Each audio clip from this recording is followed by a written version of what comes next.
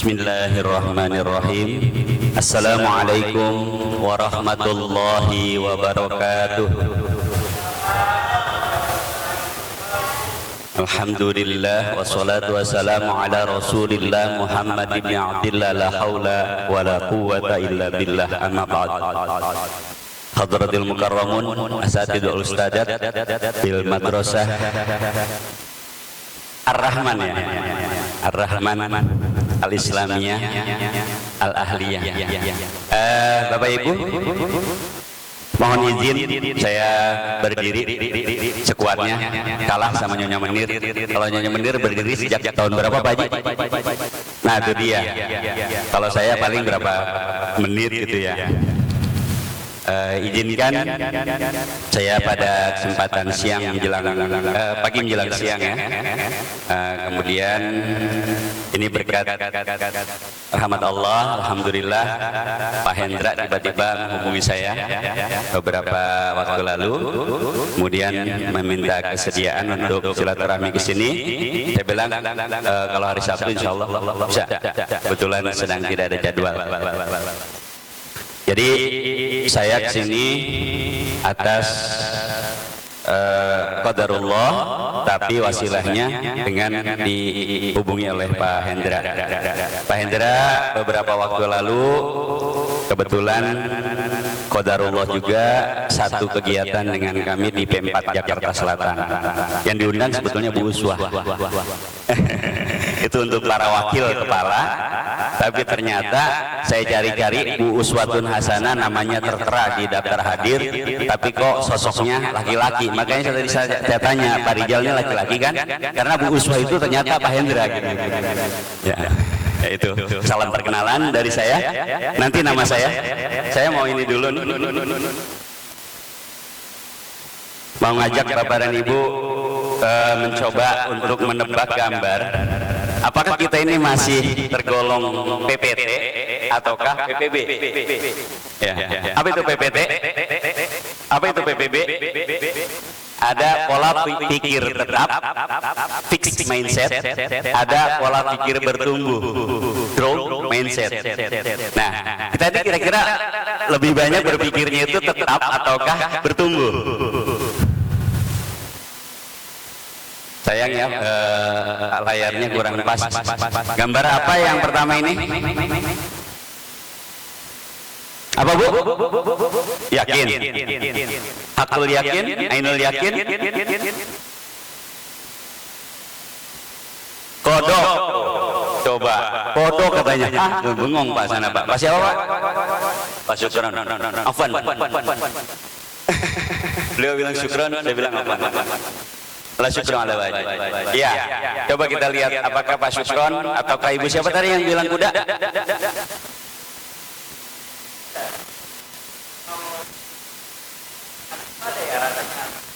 Ambar gitu ya? Oh bukan ya, ambar. Baik, kita lihat. Ternyata Pak Syukron belum pas. Apalagi Bu Ambar.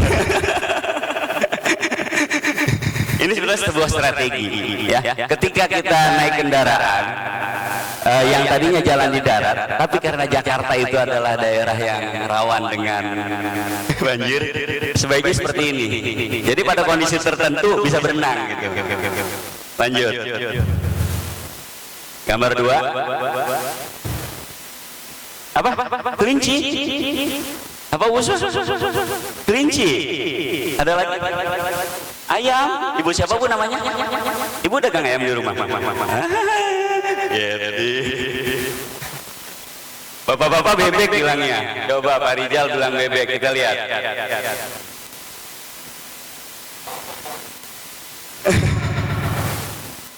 Ayam Bu ya? Mau ini kalau sayur mau. Nah, kenapa ular ini ada ular yang berkaki? Ada?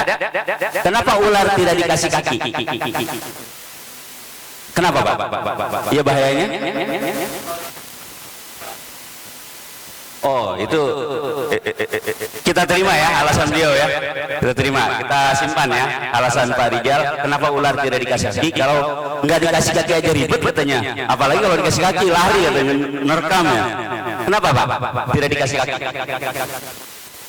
Sebab kalau dikasih kaki matok Pak. Coba ada ular kasih kaki. Ya lanjut.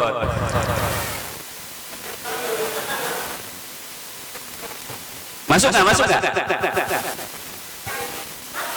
Masuk nggak Bu? Ya. Loadingnya lama. Lanjut. Nah ini, jangan nengok bapak-bapak ya. Itu loh coba tuh, langsung seneng banget. Coba kita lihat. Bener ini buaya Bu? Hiu katanya. Coba kita lihat.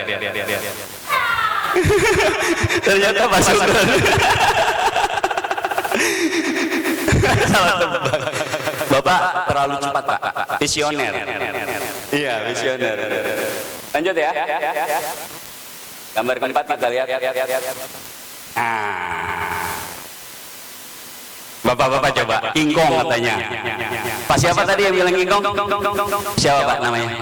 Pak Fakih. Allahumma tadi Fakih Hukuddin. Ya. Ini katanya kingkong menurut Pak Fakih ya.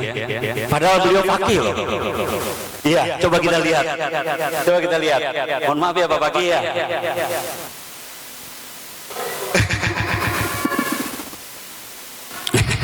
Ya baik. Ah ini, kalau ini, ada yang punya anak? Ada yang punya anak?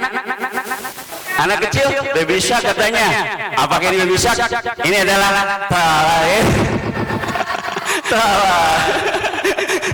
tung sahur. Baik. Kalau ini? Bombardiro, krokodilo. Iya, luar biasa. Baik. Terima kasih Bapak dan Ibu. Salam perkenalan saja dulu. Pak Hendra ketinggalan tadi ya.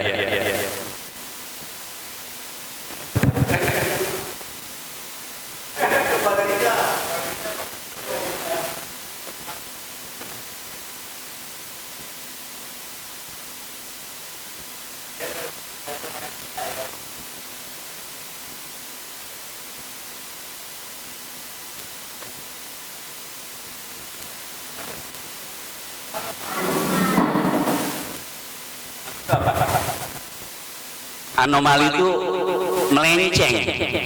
melenceng dari yang sebenarnya. Itu anomali ya. Seharusnya begini, tapi begitu. Nah itu anomali. Baik, kita akan masuk ke pembelajaran mendalam. Yang kemarin awal-awal tuh dikenal dengan istilah deep learning. Ini sampai stasiun Manggarai nyampe nggak Pak? Kabel. Ya. Di Indonesia kan menjadi pembelajaran mendalam. Lawannya itu pembelajaran di permukaan ya, surface learning ya, pembelajaran di permukaan saja. Nanti saya berkenalan dengan Bapak Ibu sambil berjalan ya. Kalau saya sambil duduk kan sambil ngopi biasanya. Kalau saya ini, saya Mulyadi. Dulu saya di PMPK Bahasa sejak 2002 akhir sampai dengan 2022 Mei 31. Lalu kemudian berubah kebijakan pemerintah menjadi BGP dan DKI tidak ada BGP waktu itu, sehingga kami yang dekat adalah bergabung ke BGP Banten, BGPK Banten, dan kebetulan saya tinggal di Banten di Tangerang. Tapi sekarang berkantor di Parung kami, Parung Bogor. Kalau Pak Hendra dari Cibinong ke sini, saya dari Cipondo ke Parung Pak. Kita tukeran Pak. Ini nomor handphone saya dan alamat email. Kalau nomor rekening saya tidak terakan di sini, biar nanti khusus Pak Hendra aja.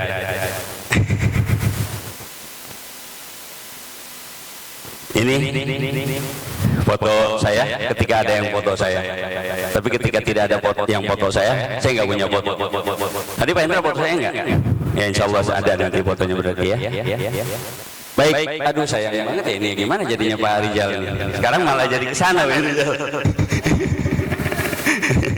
Tadi kita ke kiri kan, ternyata sekarang biarin nggak apa-apa, tengah-tengah aja, nanti agak terputus nggak apa-apa kali ya Pak Rijal. Mohon maaf Pak Rijal nih. Pak Rijal tugas piket ya. Ini dari tadi angkat-angkat bangku. Oh iya, dan kadang-kadang nangkep sarang tawon juga ya. Ya. Makasih Pak Rijal. Aduh, dikatanya tamu, baru datang, baru kenal, udah ngerjain ini. Baik, ini sebetulnya tadi saya bilang ke Pak Hendra, ini besok pelatihan tentang ini itu bukan sejam 2 jam. In satunya saja 6 hari. OJT-nya, on the job training, 3 bulan. In 2-nya 4 hari. Di total 3 bulan 10 hari. Kayak masa idah katanya. Ya Pak Hendra ya.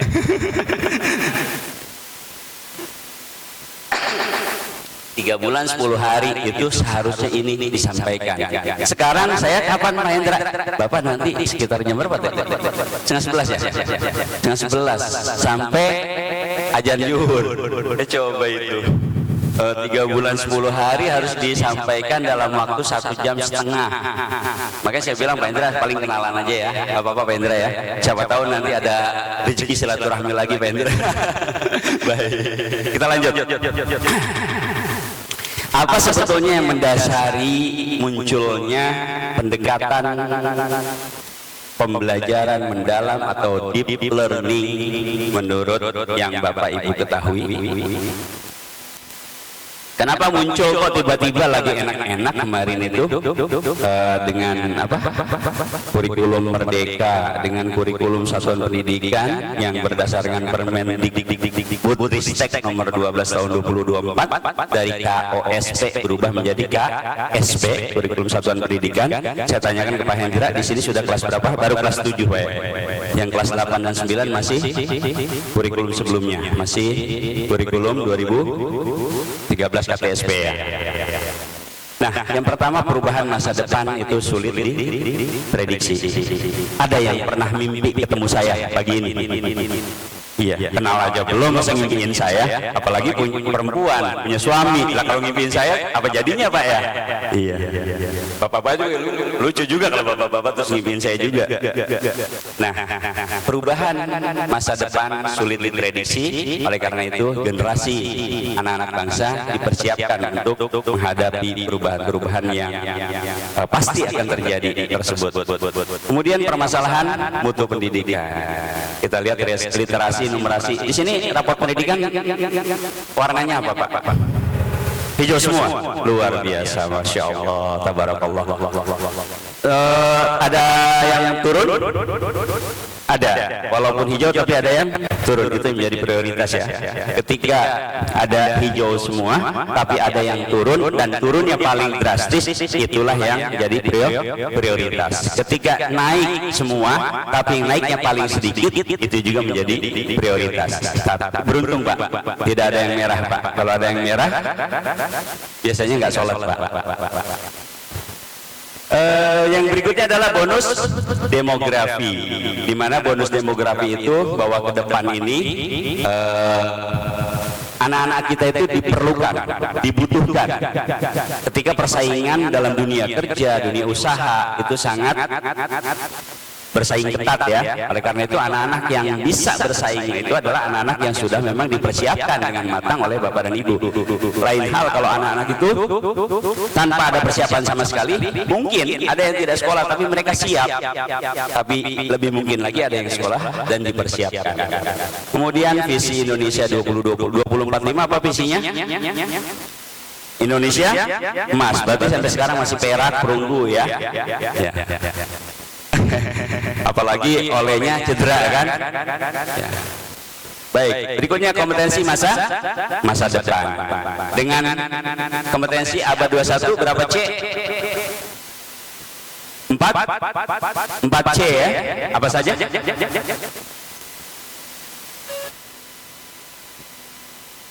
Ya, kalau nanya ChatGPT pasti langsung keluar. Ya, itu PR ya. Kompetensi masa depan itu menjadi latar belakang yang kemudian kenapa pembelajaran mendalam, pendekatan pembelajaran mendalam itu diluncurkan oleh pemerintah, khususnya Kementerian Pendidikan Dasar dan Menengah pada era saat ini. Kalau kita lihat ini sebuah pendekatan Bapak dan Ibu ya, bukan nama kurikulum ya. Kurikulumnya apa? Kurikulum deep learning, nggak ada itu.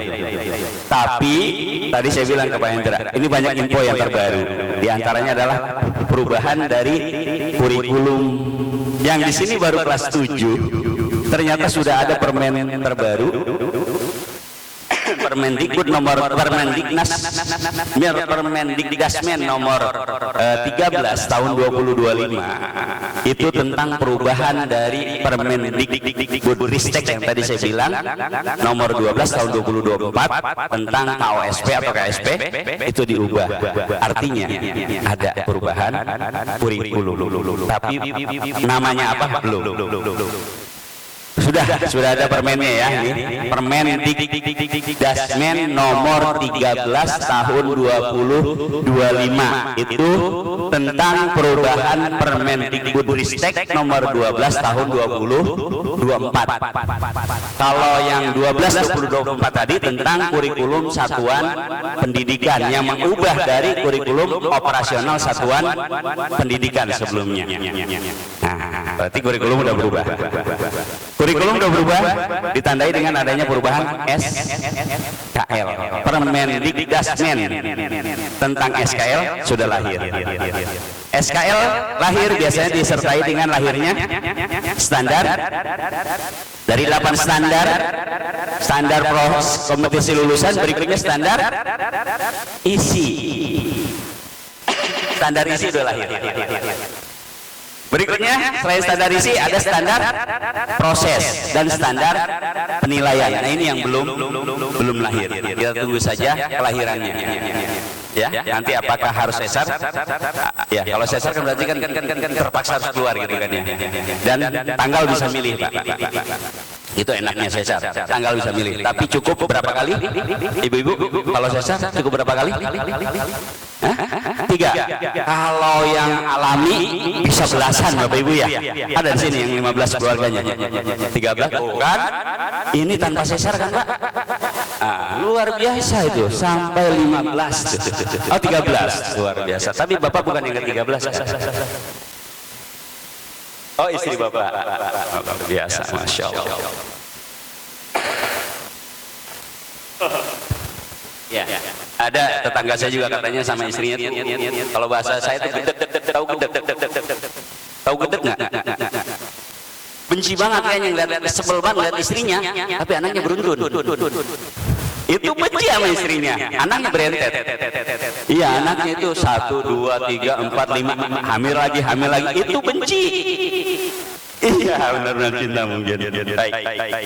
Ya ini ya kurang lebih latar belakangnya. Berikutnya ini untuk data seperti ini silakan nanti dilihat saja. Kecil sekali kan juga tidak terbaca. Dan yang terendah adalah di bagian ini Bapak Ibu ya. Kita lihat membaca, matematik dan sains. Makanya ada literasi, numerasi dan sains itu yang menjadi program prioritas Kemendikdasmen 2025. 3 di antara prioritas yang lainnya. Selain pembelajaran mendalam, KKA tahu KKA? Coding dan kecerdasan artifisial, kecerdasan buatan. Coding ya, kan lagi booming ya. Nah itu juga menjadi prioritas Kemendikdasmen. Selain itu tentang BK. Jadi nanti guru mapel, guru kelas gitu kalau di SD ibtidaiyah itu juga diberikan pengetahuan tentang bimbingan, lebih kepada bimbingannya. Jadi guru itu tidak hanya sebagai fasilitator dan sebagainya, tapi juga sebagai pembimbing nanti. Tentang kebekaan juga itu menjadi program prioritas dari Kemendikdasmen. Berikutnya, mengapa perlu pembelajaran mendalam? Ini ada beberapa hal. Yang pertama terkait dengan kebaca tidak terbaca ya? keterlibatan, di mana guru membangun keterlibatan peserta didik dalam pembelajaran. Yang kedua, berkesadaran. Kira-kira di sini ada yang belum bangun dari tidurnya? Ada yang masih mimpi? Coba cubit, sakit nggak? Ya, kalau cubit sakit berarti tidak sedang bermimpi ya. Artinya bahwa guru lebih dapat membangun kesadaran peserta didiknya. Makanya nanti ada di prinsip pembelajaran mendalam. Ada berapa prinsip pembelajaran mendalam? Saya yakin udah baca nih. Ada 3, apa saja? Tuh kan, bahasa Inggrisnya luar biasa kan. Yang pertama adalah berkesadaran. BBM kan ya, berkesadaran. Itu yang disebut dengan mindful. Ada yang kedua, meaningful, yaitu bermakna. Yang ketiga ada joyful, luar biasa nih. Itu menggembirakan ya, bukan menyenangkan tapi menggembirakan. Nah, nanti itu ada dalam perjalanan kita ke depan, nanti akan ada 3 prinsip BBM: berkesadaran, bermakna, dan menggembirakan. Di kurikulum yang sekarang dengan pendekatan pembelajaran mendalam, ada beberapa hal yang nanti Bapak dan Ibu harus, ya walaupun tidak ada post-testnya, tapi tetap itu harus hafal ya. Yang pertama prinsip, yang kedua pengalaman belajar. Nanti ada pengalaman belajar, walaupun nanti akan kita lewati, sekarang saya singgung saja biar dia nanti merasa sakit hati. Kalau tersinggung kan biasanya sakit hati ya, saya singgung. Pengalaman belajar ada 3 juga. Apa itu? 3M: memahami,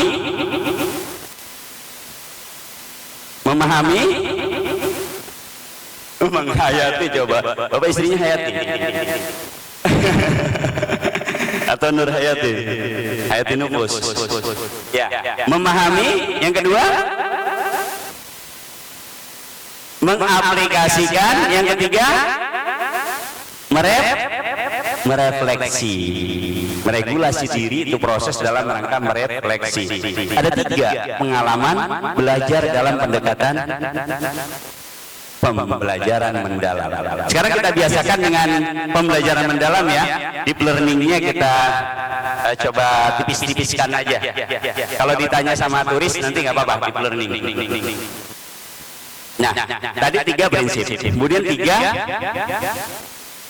apa namanya, yang 3M tadi? Pengalaman belajar. 3 prinsip BBM, 3 pengalaman belajar, 3M. Ada satu lagi yang ini sempat jadi pokoknya dinamikanya luar biasa nih, yaitu 8 dimensi profil lulusan. Nah, itulah yang kemudian akan menggantikan kedudukan P5. Sampai kemarin Pak, sampai kemarin lusa itu belum ada yang keluar dari Puskur atau Beskap tentang Bluetooth ya? Bluetooth ya? Suara saya di Bluetooth ya? Tentang struktur kurikulum, termasuk temannya Pak Hendra, Pak At itu juga sempat komunikasi dengan saya. Pak, ada struktur kurikulum yang baru Pak? Belum ada Pak, kita masih pakai yang kemarin gitu. Nah, lahirlah kemudian Permendiknas nomor 13 tadi. Struktur kurikulumnya berubah. Struktur kurikulumnya ada perubahan. Di mana yang di sana ada P5 itu tidak ada lagi nanti.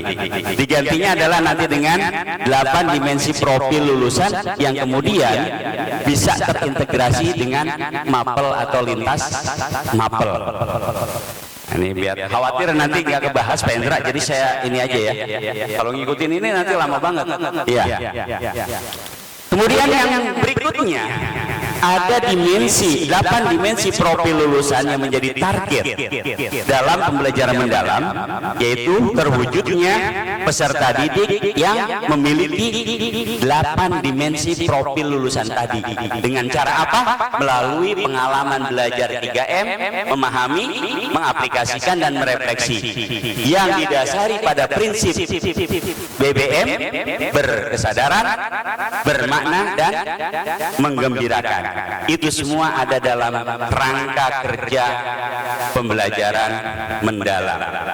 Ada 4 nanti kerangka kerja, mulai dari praktik pedagogis, kemitraan pembelajaran, kemudian nanti ada lingkungan belajar, dan satu lagi, dan nanti kita lihat ya ke depan. Nah, pembelajaran mendalam itu sendiri apa? Ini tidak nyata ya, ada yang di bold ya, ada yang sebetulnya warnanya biru itu. Pembelajaran mendalam merupakan pendekatan. Yang pertama itu ya, bukan kurikulum, tapi pendekatan. Dulu ada pendekatan 5M. Itu pendekatan apa? Dengan 5M dulu. Dulu yang pakai 5M, pendekatan saintifik, mengamati gitu kan ya, sampai selanjutnya. Nah sekarang pendekatan pembelajaran mendalam, yaitu pendekatan yang memuliakan. Dalam rangka memuliakan siapa? Peserta didik. Dengan apa? Menekankan pada penciptaan suasana belajar. Makanya tadi ada 3 prinsip. Dan proses pembelajaran ada 3 pengalaman belajar, yaitu berkesadaran, bermakna, dan menggembirakan. Itu 3 prinsipnya. Kemudian melalui apa? Melalui 4 dimensi karakter. Olah pikir. Bagaimana siswa berpikir bernalar kritis, berpikir kreatif, dan lain sebagainya. Kemudian dengan olah hati. Kalau olah hati lebih kepada pembentukan karakter itu sendiri di dalam siswa atau peserta didik atau murid. Kemudian olah rasa, bagaimana dia berempati, bersimpati. Ada orang hanya sekedar simpati, tapi belum tentu memiliki rasa empati. Kasihan juga itu ya, anak kecil-kecil bukannya sekolah tapi malah di jalan jualan koran. Itu sekedar simpati ya. Kalau empati itu lebih ini lagi. Saya angkat nih misalnya, punya uang gitu ya. Saya angkat jadi anak angkat saya sekolahkan misalnya. Nah itu lebih ke sana. Nah kemudian yang terakhir itu berikutnya itu olahraga. Olahraga. Makanya sekarang ada 7 kebiasaan anak Indonesia hebat. 7 KI ya. Kebiasaan anak Indonesia hebat. Di antaranya dengan melakukan senam sa'i. Senam anak Indonesia hebat. Di sini sudah masuk Pak senam itu Pak. Dan kebetulan juga qadarullah itu yang dalam tanda petik yang menciptakan di sini bukan berarti Tuhan. Yang menciptakan senam itu adalah kepala balai kami, Pak Dr. Sugito Adi Warsito MPDOR. Berserta Wideswara olahraga itu Pak Abdullah, Pak AB. Beliau berdua yang menciptakan senam sa'i tadi. Dan ini semuanya dilakukan secara holistik dan terpadu. Holistik itu kan ya menyeluruh, ya tidak parsial dan terpadu. Kurang lebih hampir sama dengan holistik ya terpadu. Sini SMP IT, Sekolah Menengah Pertama Islam terpadu. Kalau ditanya kenapa SMP IT, apa itu terpadunya Bu? Bu siapa Bu? Bu Laila Sari kan ya masih ada ya? Ada Bu Laila Sari ya? Kan yang itu, yang dulu tuh ada lawak atau apa, artis atau apa ya? Apa terpadunya di sini?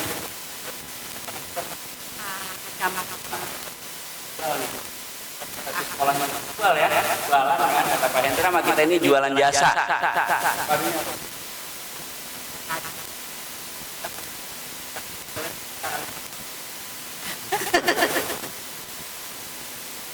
Islam terpadu padunya di agamanya. SMP tapi ada Al-Qur'annya, ada akhlaknya, dipekerti ya Pak Alwi dan Pak Sanas. Pak Rijal, Taisin, Ustaz Sukron,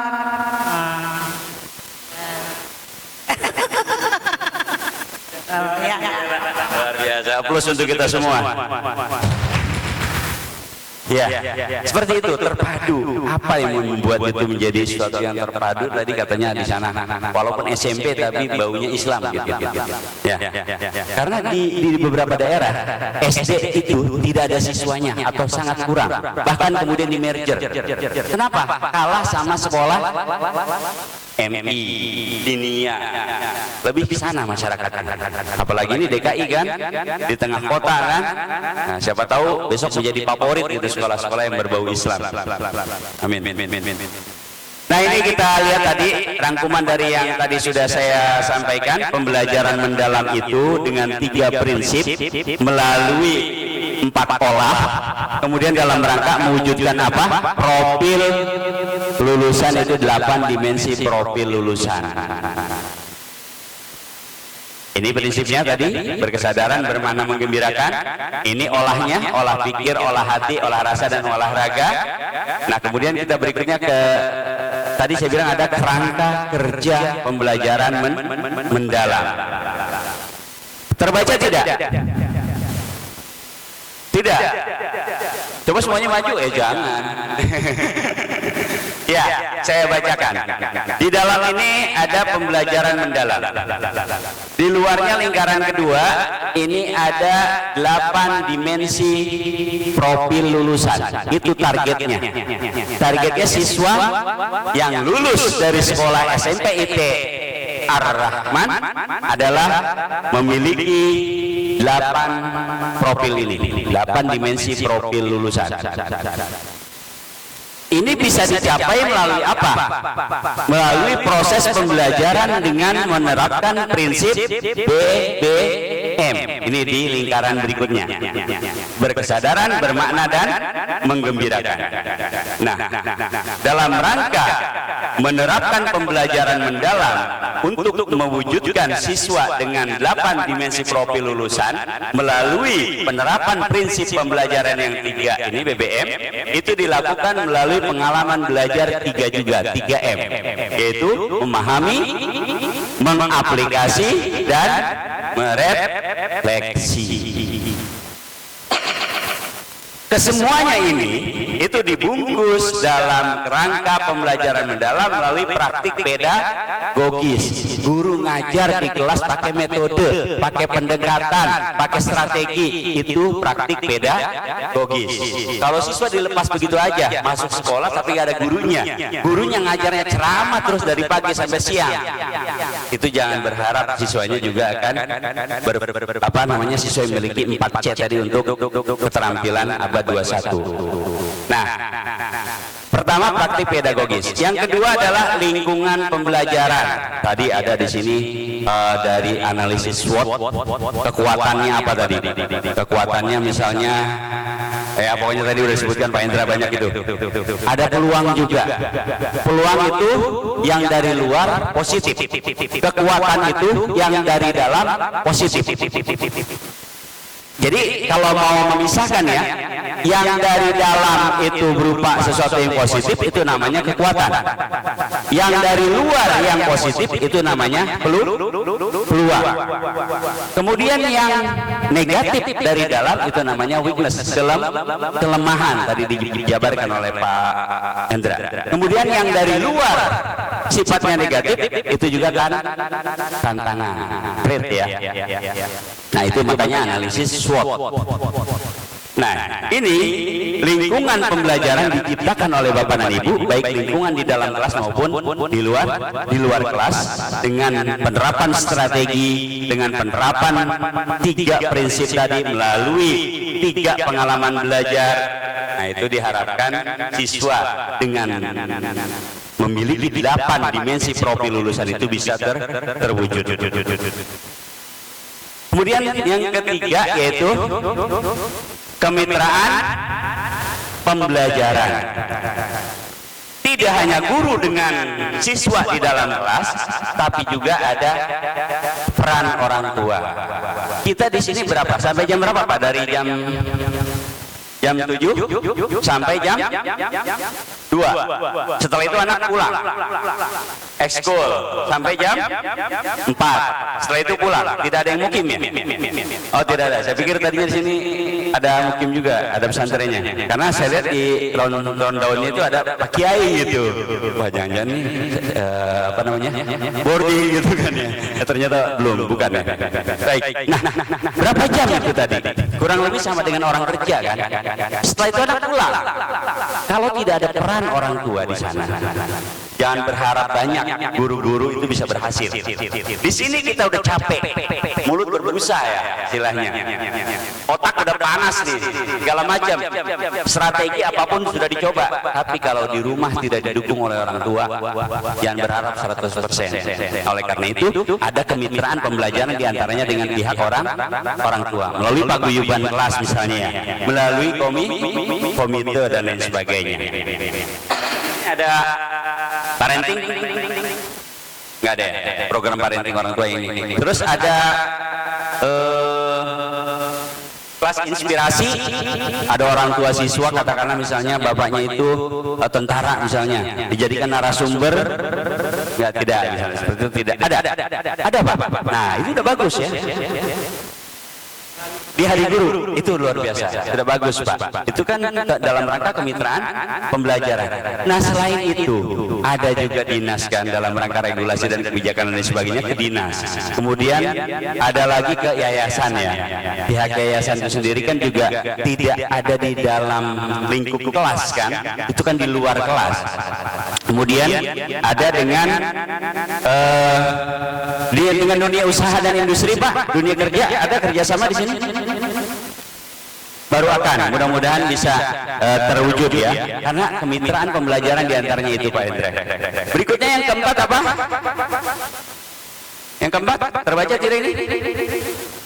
Pemanfaatan digital. Tadi saya lihat di swotnya tadi itu disinggung-singgung gitu tentang digital. Walaupun digitalnya alhamdulillah walaupun beberapa kali disinggung tapi nggak marah tadi. Tadi Pak Hendra sempat nyinggung beberapa kali kan, tapi dia nggak marah. Ya, yang sabar orangnya. Ya, ini. Nah, tadi ya, intinya pendekatan pembelajaran mendalam itu dalam rangka memuliakan peserta didik. Kalau bahasa kemarin itu kan luar biasa ya, menghamba pada murid. Coba itu. Kan serem banget ya, menghamba. Saya nyembah dong sama murid gitu kan ya gitu. Akhirnya murid pada tantang tenteng ya. Nah gitu, karena gurunya aja menghamba sama dia. Nah sekarang dalam rangka memuliakan litakrim ya, litakrim untuk memuliakan siswa, murid, peserta didik. Nah dengan pembelajaran mendalam, pendekatan pembelajaran mendalam melalui tadi penerapan 3 prinsip. Prinsipnya itu BBM, berkesadaran, bermakna, dan menggembirakan melalui 4 olah pikir, olah hati, olah rasa, dan olah raga dengan menerapkan pengalaman belajar yang 3M, mulai dari memahami, mengaplikasi, sampai merefleksi dengan dibungkus oleh 4 rangka kerja, yaitu praktik pedagogis, kemitraan pembelajaran, lingkungan pembelajaran, dan satu lagi pemanfaatan digital. Mudah-mudahan 8 dimensi profil lulusan itu bisa terwujud pada diri murid atau peserta didik, dan mudah-mudahan proses yang kita lakukan itu menjadikan mereka merasa memang dimuliakan oleh kita para pendidik ya. Ini baru sekedar penjelasan terkait dengan ini nih lingkaran, beberapa lingkaran ini. Ini 8 dimensi profil lulusan. Kalau yang P5 ada berapa dimensi profil pelajar Pancasila kemarin? Ada berapa dimensi profil pelajar Pancasila? Ada berapa? P5 5 katanya. P4 4. P3 sama dengan PKB. Ya kan? P3 itu adalah PKB. PKB, P-nya ada 3 kan? KB, KKBH tak? KKBH itu P, jadi P3 adalah PKB. Nah, P5 itu ada 6 dimensi profil pelajar Pancasila. Kita lihat. Yang pertama apa kemarin di P5? Ya, beriman dan bertakwa dan berakhlak mulia. Nah, ini saya bilang Pak, full music Pak di sini. Full music, kadang musik begini, ntar ada ambulan, segala macam dia. Iya. Terus sama orang nyebrang kayaknya itu ada musiknya ya. Iya. Saya kaget tadi. Punya apa nih? Malam di kampung saya apa nggak ada Pak. Saya di rumah nggak pasang Pak kayak gitu. Musik-musik yang buat nyebrang itu nggak. Bapak ada di rumah? Nggak ada kan? Yang kedua, kewargaan. Kalau ini di 8 profil, beriman tadi menjadi keimanan dan ketakwaan terhadap Tuhan yang Maha Esa. Kalau yang kemarin beriman bertakwa dan berakhlak mulia gitu ya. Kalau sekarang keimanan dan ketakwaan terhadap Tuhan yang Maha Esa. Yang kedua, kewargaan. Kalau di P5 kemarin berkebinekaan global. Sekarang menjadi kewargaan, citizenship ya. Citizenship. Berikutnya apa itu? Penalaran kritis. Kemarin bernalar kritis, kurang lebih sama ya. Cuma kalau kemarin bernalar itu seperti yang kata kerja atau kata kepemilikan, tapi sekarang penalaran berarti kata benda ya, yang dibentuk dari kata nalar ya, penalaran kritis. Yang keempat, kreativitas. Kemarin kreatif, kurang lebih sama. Kemarin kreatif itu kata sifat, kita kreativitas itu kata benda. Kata benda yang dibentuk dari kata sifat. Kreativitas. Anak itu kreatif ya. Apa sih hasil kreativitasnya? Gitu kan ya? Kan kurang lebih penggunaan seperti itu. Anak itu kreatif ya. Apa hasil kreativitasnya? Nah, seperti itu. Berikutnya kolaborasi. Kemarin bergotong royong ya. Sekarang kolaborasi. Kolaborasi juga ada di salah satu C dari keterampilan abad 21, yaitu collaboration ya, kolaborasi. Kemudian kemandirian. Kemarin apa? Mandiri.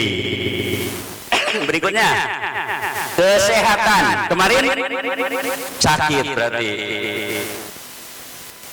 Iya, kemarin nggak sehat kan?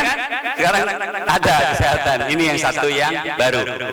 Jadi dari 6 berubah menjadi 8. Yang pertama satu yang baru adalah kesehatan. Berikutnya yang terakhir yaitu komunikasi. Ini juga tambahan dari 6 dimensi profil pelajar Pancasila menjadi 8 dimensi profil lulusan.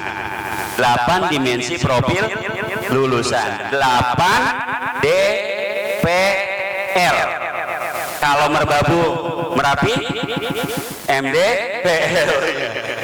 Kalau ini DPL, 8 dimensi profil lulusan. 8 DPL. Ya. Bukan orang cedal yang bilang DPR jadi DPL ya. DPL. Apa lu deh ya? Ntar proses keluar. Nah, ini 3 prinsip yang tadi: berkesadaran, bermakna, dan menggembirakan. Teman maaf Pak Hendra, di jam berapa sekarang? 11.22. Juhur? 11.59 ya? Jakarta lebih dulu ya? Ini mau ada tanya jawab atau mau bagaimana nih Pak Hendra nih? Tanya jawab aja ya. Saya cukupin di sini ya. Atau lanjut lagi dulu. Barang berapa menit? Ya, nanti kita tanya jawab. Bapak Ibu bertanya, Pak Hendra ya jawab. Daripada diminta tanggung jawab Pak, saya yang nanggung, Pak Hendra yang jawab. Ya, ini pengalaman belajar tadi sudah kita singgung ya. Kalau prinsip 3 apa namanya? BBM. Kalau pengalaman 3M ya. Prinsip berkesadaran, bermakna dan mengembirakan. Pengalaman belajar 3M, memahami, mengaplikasi dan merefleksi. Kalau dimensi 8 DPL, dimensi profil lulusan. Nah, ini pengalaman belajar yang 3 tadi. Kemudian contohnya kita lihat di sini. Mengeksplorasi pengalaman-pengalaman peserta didik terhadap permasalahan sosial di masyarakat sebelum menyampaikan topik permasalahan sosial pada pembelajaran IPS. Ini siswa digali informasi pengetahuan awalnya tentang satu, misalnya ada kasus sosial tertentu, misalnya seperti itu. Apa yang dipahami siswa? Itu kan kita eksplor, kita gali dari siswa itu apa yang dia pahami. Nah, ini dalam rangka siswa itu memahami. Ada lagi memberikan data kemiskinan di Indonesia serta meminta peserta didik untuk memahami dan memberikan tanggapan. Ini ada data kemiskinan misalnya. Apa sih kalau itu istilahnya kalau kemiskinan? Tingkat ya. Ya, tingkat kemiskinan rakyat Indonesia misalnya sekian dari sekian atau sekian persen. Nah, ini maksudnya apa anak-anak? Nah, ntar dia bercerita tuh. Maksudnya begini Bu, Bapak Ibu. Nah, itu juga dalam rangka proses memahami. Ada lagi untuk pengetahuan, memahami itu ada 3 pengetahuan yang sifatnya pengetahuan esensial. Yang kedua pengetahuan yang aplikatif. Yang ketiga pengetahuan nilai dan karakter. Kalau yang esensi misalnya, yang guru agama mohon maaf yang mana? Pak Sukron guru agama. Oh, PKN. Udah berubah kali sekarang Pak. Ya, yang esensi di guru agama Bu Uswah. Bu Uswah guru agama. Agama Islam kan? Ya, yang esensi kalau di pendidikan agama Islam apa? Tentang apa biasanya? Tentang sholat, toharoh juga. Bukannya dari mulai toharoh, kemudian sholat, kemudian yang sifatnya muamalah juga ada, jual beli kan muamalah ya. Ya. Itu hal-hal yang tentang yang esensi itu yang harus dipahami. Kalau kemudian bagaimana mereka menggali lebih jauh lagi terkait dengan misalnya sholat itu lebih dalam lagi. Kalau di kelas mungkin cukup pembahasannya singkat. Yang disampaikan guru itu singkat, tapi proses bagaimana mereka mengeksplor informasi pengetahuan tentang pengetahuan esensi itu, itulah yang kemudian nanti dilakukan dalam pendekatan pembelajaran mendalam. Guru mah hanya sebagai pemantik saja. Jangan guru dari pagi sampai sore ceramah, siswanya tuh, kok pada tahu sih? Iya, jangan kayak jamaah sholat. Ibu nggak tahu ya, jamaah sholat Jumat ya. Ibu nggak tahu ya. Bu, kalau sholat Jumat nih, khotib sedang berkhutbah, bercerita tentang kenikmatan surga, itu bapak-bapak banyak yang tentang siksa neraka, banyak bapak-bapak yang paham, ngangguk-ngangguk mereka paham, ngerti. Tapi ketika cerita si khotib tentang kenikmatan surga, itu sampai ngiler. Ya, itu luar biasanya khutbah Jumat itu. Sampai dia itu paham benar, mengangguk-angguk tentang bagaimana siksa neraka dan bagaimana nikmatnya surga itu sampai ngiler-ngiler. Pulas kali ya. Ya, baik. Berikutnya pengetahuan aplikatif. Jadi kalau tadi yang esensial, bagaimana kemudian aplikasinya dalam kehidupan, tadi tentang jual beli, pemahaman tentang apa itu jual beli, tapi kemudian praktiknya bagaimana jual beli itu juga tidak kalah pentingnya. Paham apa itu jual beli, tapi tidak paham praktik jual beli. Nah, ini ada uang 5.000, kamu beli beras 1 liter, beli minyak 1 kilo, sama beli garam dan gula. Nanti kurangnya minta sabun. Uang 5.000, anak itu berangkat aja gitu ya. Karena dia belum paham secara aplikatif. Uang 5.000 beli beras 1 liter, minyak tadi 1 kilo, apa lagi?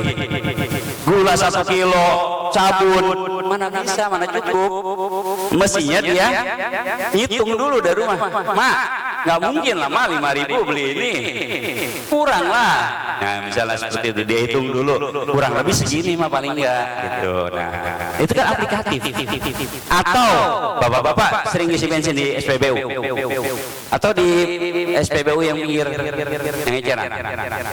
Pertama enggak, keren yang eceran yang pakai botol itu. Saya terus terang di SPBU aja saya beli bensin ngecer Bapak Ibu. Saya naik motor di SPBU saya beli bensin ngecer. Saya nggak beli langsung 50 liter. Yang motor saya bit paling juga berapa liter. Makanya saya beli eceran kan, walaupun di pom bensin.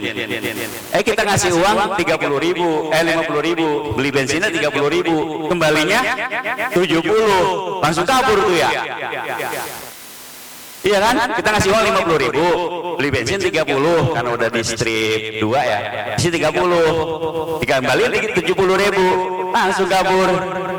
Untung katanya uang 50 dikembaliin 70. Nah, itu juga ya, itu yang pertama, tidak aplikatif. Yang kedua ini pengetahuan nilai dan karakter. Kalau karakternya orang-orang tertentu Pak, boleh jadi Pak, alhamdulillah katanya, untung beli bensin uang 50 beli 30 kembali 70. Tapi kalau yang sudah mengetahui secara nilai dan karakter, tentunya bagaimana? Bu, kalau di warung, coba tolong hitung lagi Bu, bener nggak? Coba dihitung deh.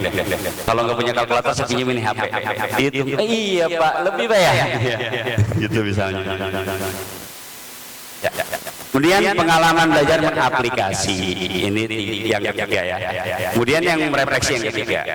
Nah, semuanya itu dibungkus dengan taksonomi Bloom dan taksonomi Solo. Kalau di taksonomi Solo ini.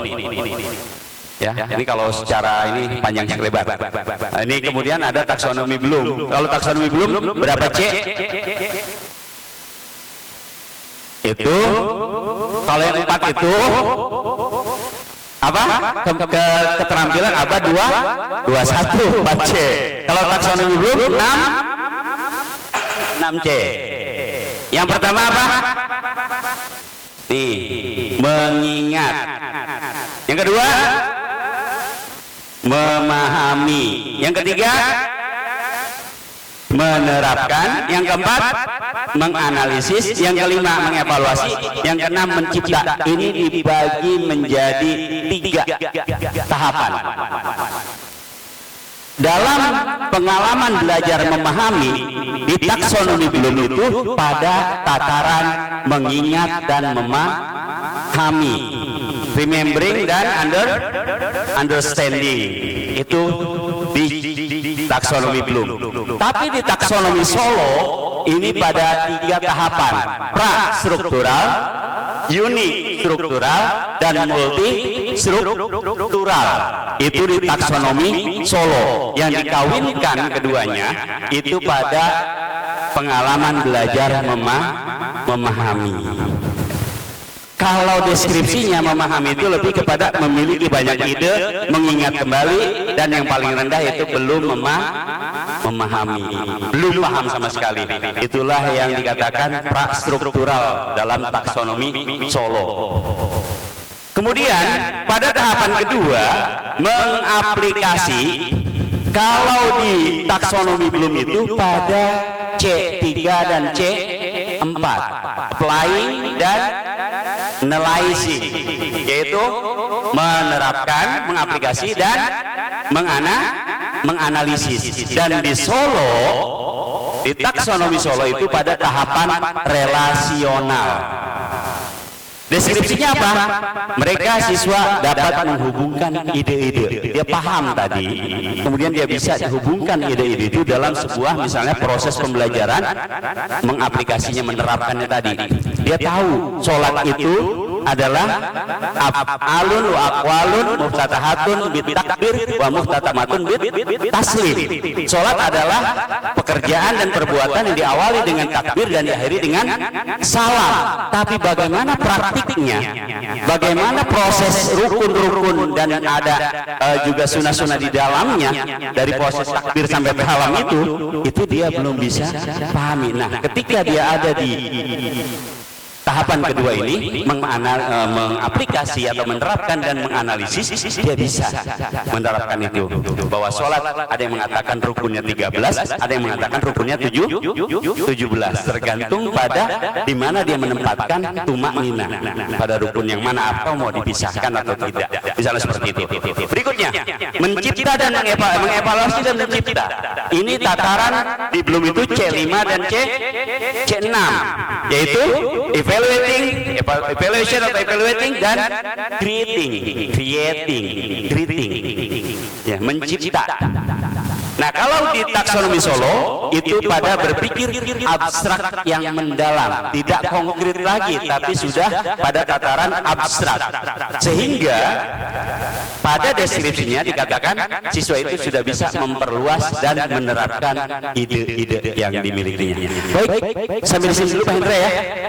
Ini saya sengaja dibuat penasaran gitu Pak ya, biar nanti pada baca lagi, pada gali lagi, pada diskusi sendiri di grup guru nanti dengan Pak Hendra dan sebagainya. Itu saja sementara. Silahkan kalau kemudian ada yang ingin kita coba konfirmasi, coba kita diskusikan, atau coba kita obrolkan, itu disilakan.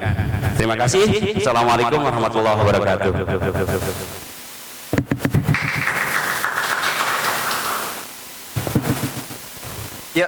Terima kasih kepada Bapak Mulyadi atas pemaparannya tentang deep learning atau pembelajaran mendalam. Semoga kita yang mendengarkannya bisa lebih memahami, dan juga ini adalah pengetahuan yang baru buat kita ya. Kita sudah mengetahui, kemudian kita bisa memahami, dan juga nantinya kita bisa mengaplikasikannya dalam kegiatan pembelajaran kita kepada anak-anak kita.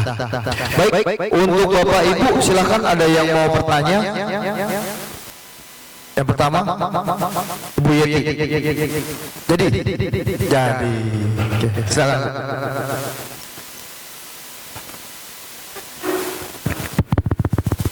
Ya, Assalamualaikum, nama saya Yeti, saya mapel IPA.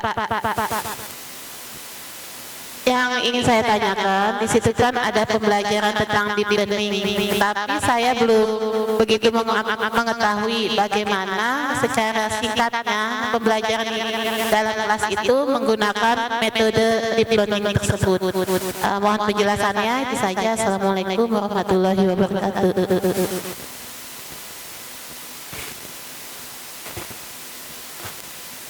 Ada lagi yang mau ditanyakan? Ibu Yeti ya? Yeti ya. Oh, Ibu Nelly, balik lagi. Ibu Nelly, dua-duanya guru IPA. Nelly, N-E-L-I. Iya. Nenek lincah. Bapak sih mancing-mancing.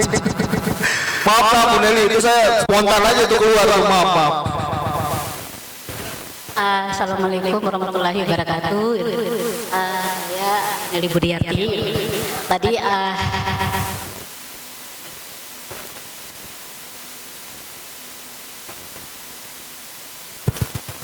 ya, udah jelas. Ya, oke.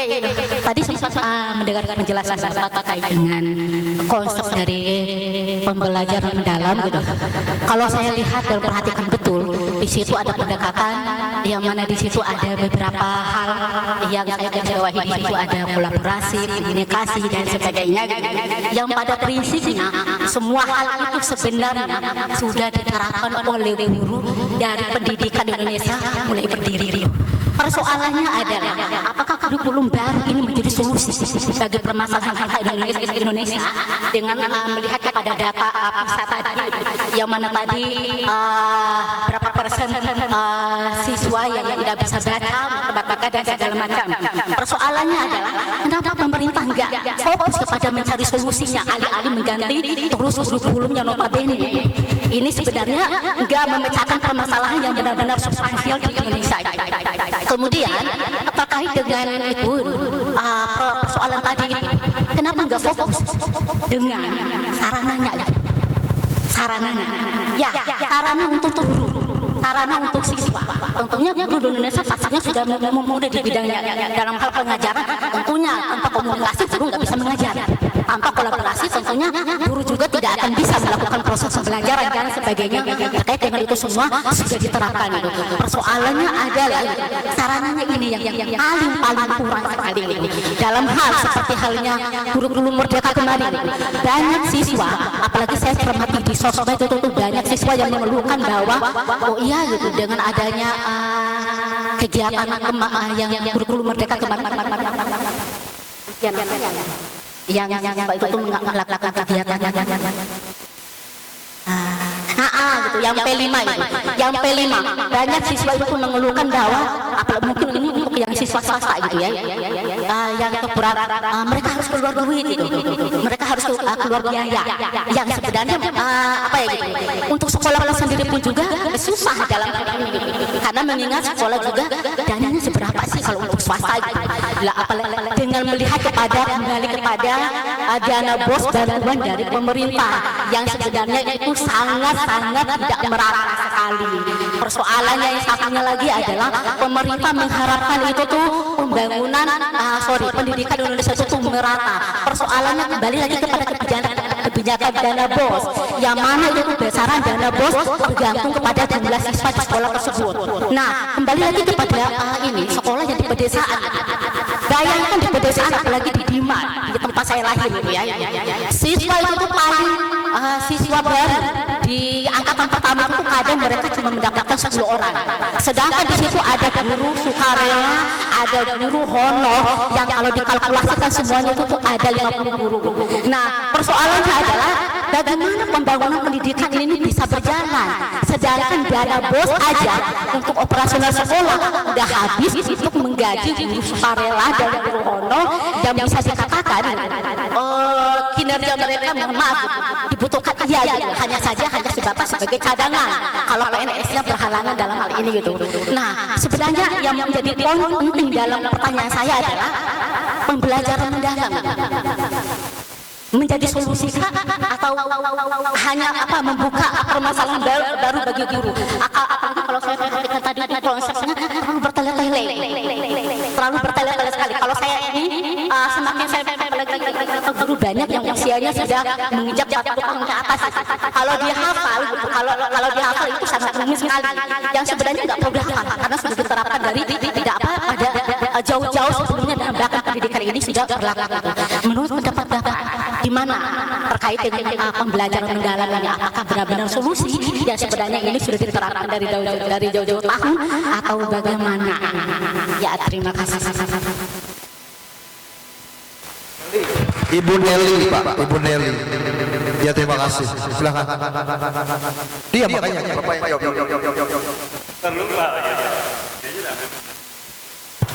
Ya.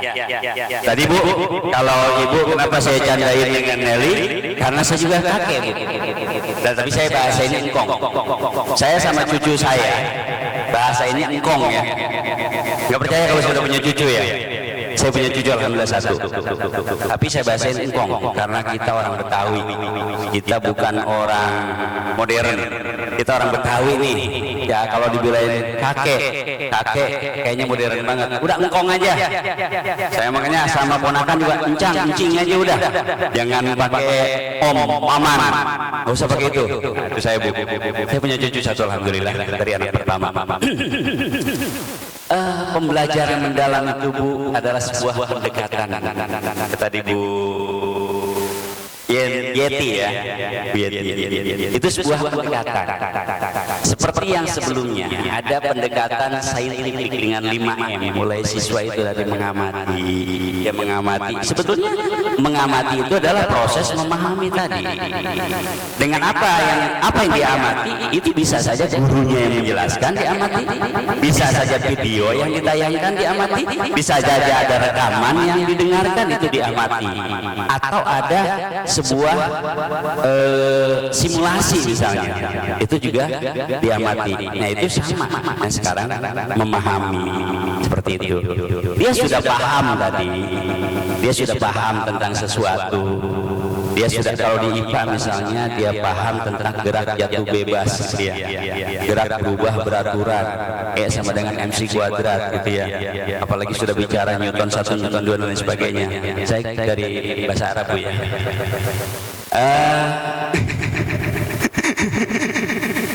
Itu dipahami secara konseptual tadi, pengetahuan yang sifatnya konsep tadi. Kemudian ada aplikatif. Nah, seperti apakah misalnya gerak jatuh bebas? Seperti apakah yang dikatakan ada aksi, ada reaksi gitu kan ya? Seperti apakah sama dengan MC kuadrat? Makanya kalau kebanyakan gaya akhirnya belangsak gitu ya. Makanya jangan kebanyakan gaya katanya. Nah, itu kemudian diaplikasikan. Dia bisa melarutkan sebuah kalau itu benda namanya misalnya kalau NaCl dicampur dengan apa gitu ya menjadi apa, itu kan dia akhirnya dalam praktiknya bisa melakukan itu setelah dia paham. Nah kemudian bagaimana yang ketiga, pengalaman belajar kita adalah merefleksi. Dia meregulasi diri. Dia itu sudah paham atau belum? Dia sudah bisa menerapkan atau belum? Dia sudah tahu belum sih apa itu sholat? Dia sudah bisa melaksanakan gerakan-gerakan sholat dengan baik atau belum? Itu refleksi. Nah itulah 3 pengalaman belajar, memahami, mengaplikasi dan merefleksi. Kemudian 3 prinsipnya, berkesadaran. Siswa itu disadarkan dulu bahwa kali ini, hari ini, jam ini kita akan belajar. Dan saat ini belajar IPA tentang wujud zat misalnya. Tentang misalnya dalam agama PPKN misalnya tentang bentuk-bentuk pemerintahan misalnya. Nah itu sadar dulu di siswa. Jangan siswa masih melawung kalau bahasa itu apa ya, masih pusing dengan permasalahannya sendiri, kita sudah langsung masuk saja, ya akhirnya masuk kuping kanan nggak keluar bahkan ya, masuk kuping kanan mental lagi itu. Nah itu prinsip berkesadaran. Kemudian bermakna, yang kita pelajari ini dikaitkan dengan kehidupan nyata siswa, murid. Jangan kita pelajari yang di awam-awam. Jangan kita pelajari, misalnya di sini kita bicara cerita tentang yang tidak ada di sini apa? Yang tidak ada di Jakarta apa, Pak? Yang adanya di daerah aja. Apa misalnya? Gunung Meletus. Kalau Gunung Meletus bisa ditonton di TV. Ya pokoknya yang buat orang sini itu sangat asing dan tidak pernah dia dengar atau dia lihat, itu yang kita ajarkan. Itu kan akhirnya jadi belajar sesuatu yang tidak ada manfaatnya dalam kehidupan sehari-hari. Tadi berhitung 1 tambah 1 sama dengan 2, 2 dikurang 1 sama dengan 1. itu bisa diterapkan tadi dalam contoh belanja di warung misalnya. Itu kan berarti matematikanya aplikatif, matematikanya bisa diterapkan. Jangan belajar matematika yang tidak bisa diterapkan. Memang ada rumus-rumus yang saat ini belum bisa diterapkan, tapi pada jenjang tertentu nanti itu memang sudah baru bisa diterapkan. Nah, ada lagi misalnya yang ketiga dari itu adalah menggembirakan. Menggembirakan itu bukan berarti setiap detik, setiap menit ice breaking, joget-joget, nari-nari. Ntar setiap menit lagi ice breaking lagi. Bukan seperti itu. Tapi dalam proses tadi dia memahami, dia mengaplikasi. Itu prosesnya itu buat dia itu senang. Kan kita boro-boro mau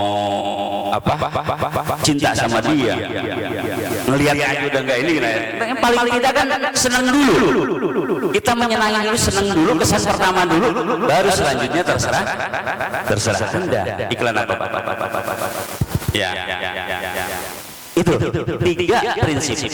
Nah, kemudian berkaitan dengan pertanyaan dari Bunda Nelly, apakah ini menjadi solusi? Adakah yang menjamin bahwa siswa lulus dari SMP IT Ar-Rahman, untuk guru tahfiz mana? Guru tahfiz mana? Bapak. Apakah Bapak bisa menjamin bahwa siswa lulus dari sini seluruhnya hafal misalnya juz 30?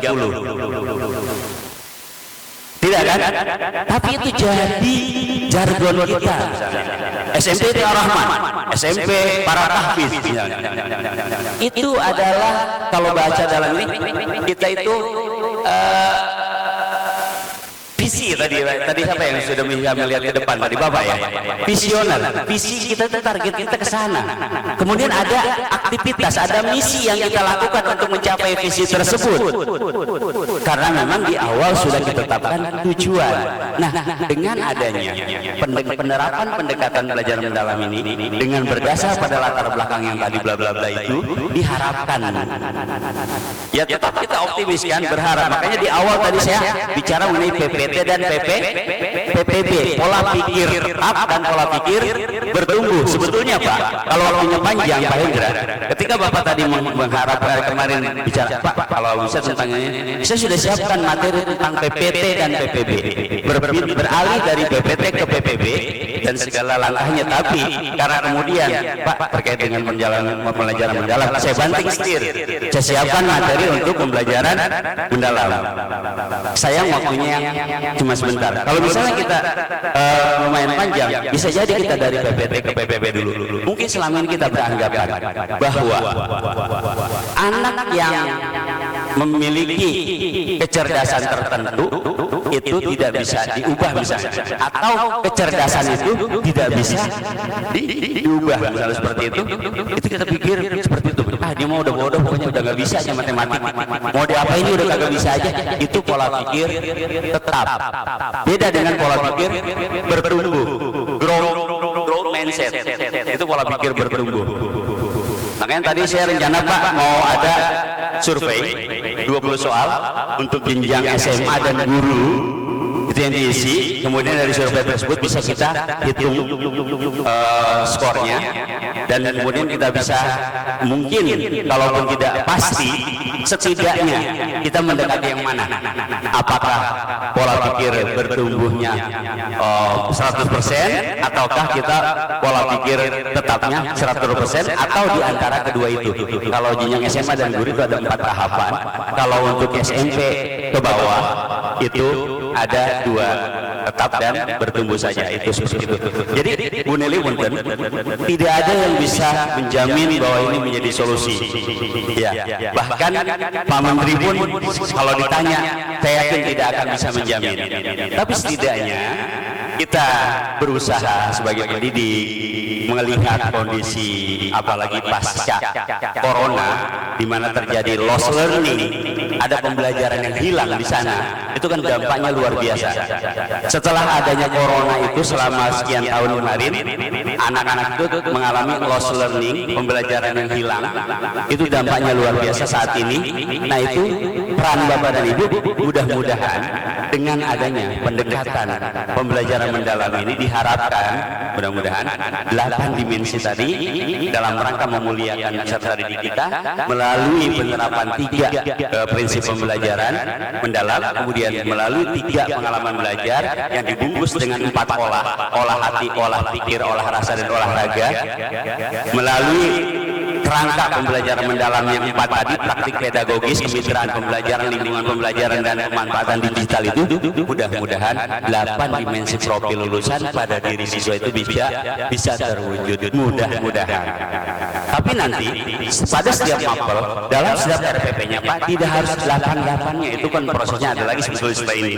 Ada identifikasi, kira-kira di materi ini, itu yang 8 dimensi profil itu, yang dimensi yang mana yang mau kita prioritaskan, misalnya seperti itu. Nanti di materi berikutnya, di RPP berikutnya, itu dimensi yang mana, sehingga selama 3 tahun di sini, mudah-mudahan 8 dimensi itu semuanya bisa terwujud pada diri anak-anak seperti itu.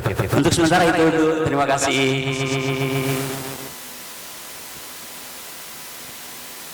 Baik Bapak dan Ibu semua, mungkin ada pertanyaan lagi?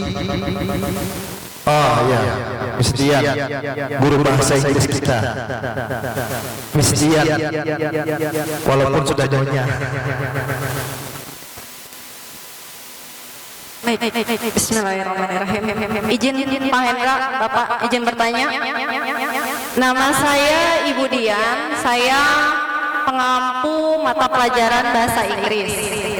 Baik Bapak, tadi disampaikan pemaparan Bapak, gambaran udah pernah dapat.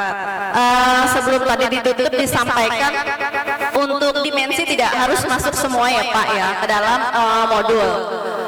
Pertanyaan saya, sekarang dalam kerangka pembelajaran Pak, dalam modul pembelajaran, untuk kerangka pembelajaran itu apakah semua dimasukkan 4 aspek tersebut atau hanya yang berkaitan dengan topik tersebut? Lalu kedua Pak, untuk pengalaman belajar Pak, tadi yang memahami, mengaplikasi dan merefleksi. Untuk di tingkat SMP, untuk JP-nya itu tidak banyak ya Pak ya, JP waktu alokasi waktunya. Nah, dengan terbatasannya alokasi, mungkin itu lebih kurang tercapainya 1 buah CP misalnya. Apakah kita sebagai pendidik itu harus, tadi juga sempat disinggung, kita harus menghabiskan, misal tidak harus menghabiskan 1 buku dalam 1 tahun seperti itu. Dan kita juga masih menggunakan kurikulum merdeka yang mana semuanya itu diberi kebebasan kepada gurunya tersebut. Tapi kalau misalnya kita dalam pembelajaran, dalam kenyataannya nih Pak, tidak sampai habis gitu bukunya, tapi di situ ada pengulasan, mungkin materi tersebut membutuhkan tatap muka lebih dari 3 mungkin ya Pak ya. Nah, itu apakah dalam pembelajaran mendalam ini masih bisa diterima karena kita menggunakan tadi yang pengalaman belajar dengan waktu yang singkat seperti itu. Nah, itu aja Pak, 2 pertanyaan, pengalaman dan kerangka. Terima kasih Bapak. Baik, terima kasih Ibu Dian. Lampu Pak Ibu ya. Ibu Dian Al-Mahari itu punya masjid Bu ya, di Depok. Nah, tadi yang ditanyakan Bu Dian, kita lihat di sini di bagian desain pembelajaran. Kalau diidentifikasi tadi yang 8 profil itu cukup diidentifikasi saja untuk materi A misalnya, kira-kira dimensi yang mana nih dari 8. Oh ternyata semuanya, monggo silahkan kalau mampu, kalau sanggup. Ya, itu kan ketika kita ambil satu dimensi prioritas, artinya yang jadi target kita kan dimensi itu, walaupun tidak merupakan dimensi yang lain. Tapi ketika kita targetkan 8 semua kita masukkan, itu kan memberatkan kita sendiri kan ya. Wah, target saya mah 8-nya langsung nih di materi A. Luar biasa itu. Kalau bisa, itu dapat penghargaan dari Yayasan Pak Endra. Tapi kalau tidak, itu bumerang kan. Nah, makanya kita yang realistis, yang logis ya. Realistis itu sesuai apa adanya, realistis. Logis itu yang masuk akal gitu. Ya, seperti itu ya 8 dimensi. Nah, untuk yang kerangka tadi, ini kan ada di desain pembelajaran, selain ada poin tujuan pembelajaran, ada juga praktik pedagogis. Praktik pedagogis itu seperti ini, metode apa yang saya mau pakai, model pembelajaran apa, saya mau pakai misalnya PJBL, Project Based Learning, saya mau pakai PBL, Problem Based Learning, saya mau pakai inquiry, saya mau pakai discovery, saya mau pakai model pembelajaran yang apalagi misalnya banyak model pembelajaran ya, banyak. Itu ada di sini di praktik pedagogis. Makanya dijelaskan, tuliskan model atau strategi atau metode pembelajaran yang dipilih untuk mencapai tujuan pembelajaran. Target kita memang dari dulu adalah mencapai tujuan pembelajaran, itu targetnya kan. Nah kemudian seperti misalnya pembelajaran berbasis proyek, inquiry dan lain sebagainya tadi yang sudah disebutkan. Kemudian yang kedua praktik ya, apa namanya, kerangka yang kedua itu kemitraan pembelajaran. Ini juga harus ada Bu. Kemitraan ini tuliskan kegiatan kemitraan atau kolaborasi dan atau apa ini? Luar lingkup sekolah, seperti kemitraan antar lintas mata pelajaran, kemitraan antara guru PKN dengan guru agama, itu sudah bentuk kemitraan. Apakah selama ini Bapak Ibu berdiri sendiri dengan egonya masing-masing? Tidak kan? Bapak Ibu berkolaborasi kan dengan mapel lain, itu sudah bentuk kemitraan. Itu artinya kemitraan sifatnya internal. Ada kemitraan yang sifatnya eksternal. Di komunitas belajar ada kompel di sini Pak. Ya. Ada NGP mapel. Itu juga bentuk kemitraan. Berikutnya yang ketiga, lingkungan pembelajaran. Tuliskan lingkungan pembelajaran yang ingin dikembangkan dalam budaya belajar. Misalnya, ruang lingkup fisik dan atau budaya belajar dikembangkan agar terciptalah iklim belajar yang aman, nyaman, dan saling memuliakan. Yang penting dalam proses pembelajaran di kelas kita, baik di dalam maupun di luar kelas, anak itu merasa aman, nyaman. Mereka itu tidak ada yang terasa terbuli dan lain sebagainya. Nah, tadi Bunda kaitannya dengan sarana prasarana itu juga, mohon maaf, saya kenapa kemudian tidak ini? Kami aja saat ini kan sedang efisiensi Bunda. Efisiensi itu diantaranya apa? Hari Jumat dan hari Senin kami tidak ngantor. Biar apa? Listrik gak ada yang pakai banyak, internet gak ada yang pakai banyak, air juga gak ada yang pakai banyak. Akhirnya 2 hari kami berkantor di rumah.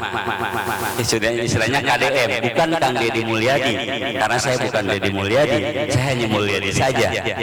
Itu kami Senin dan Jumat efisiensi. Nah sekarang Bunda bicara mengenai sarana prasarana, apalagi mohon maaf ya, swasta kan, mohon maaf itu secara ini kan dari yayasan, dari penyumbang apa namanya, donatur ya, dari itu. Yang negeri saja Bunda, yang negeri saja banyak yang apa yang seperti Bunda sampaikan tadi, seperti itu. Kalau bicara sarana prasarana. Kemudian yang keempat, yang keempat pemanfaatan digital. Ini juga harus ada. Ya paling tidak di kelas itu misalnya untuk apa nih? Tuliskan pemanfaatan digital untuk menciptakan pembelajaran yang apa itu? Interaktif itu ada interaksi ya, ada interaksi antara siswa dengan siswa, siswa dengan guru, guru dengan siswa dan lain sebagainya dengan lingkungan belajar juga. Kemudian kolaboratif, bagaimana mereka ini? Nah itu juga menggunakan, nah contoh ini saja nih. Ini kan sudah pemanfaatan digital kan? Coba kalau saya buka laptop saya tanpa ada layar, saya ngejelasin yang tadi itu, yang lingkaran-lingkaran. Akhirnya ngebayangin kan? Ada yang ngebayangin lingkaran biru gitu kan ya? Kalau ibu-ibu mungkin ngebayangin lingkaran biru. Bapak-bapak lingkaran? Ya hari ini pulang lingkarannya paling ntar ketemu istri begini, terus anak minta jajan begini, terus balik lagi tidur, besok lingkarannya situ aja ya. Makanya kemudian ini pemanfaatan digital diantaranya. Nah ini 4 kerangka pembelajaran yang dimaksud oleh Bu Dian. Iya harus masuk. Ini kan kurang lebih adalah contoh yang bukan berarti harus begini bentuk RPP-nya. Ini contoh dalam RPP di kurikulum saat ini, ya, iya. Karena 4 kerangka itulah yang kemudian mendukung tercapainya tadi terwujudnya pengalaman belajar yang 3, terterapkannya 3 prinsip pembelajaran mendalam dan terwujudnya 8 dimensi profil lulusan dalam rangka memuliakan peserta didik. Mohon maaf nih Mahendra, dengar dulu ya.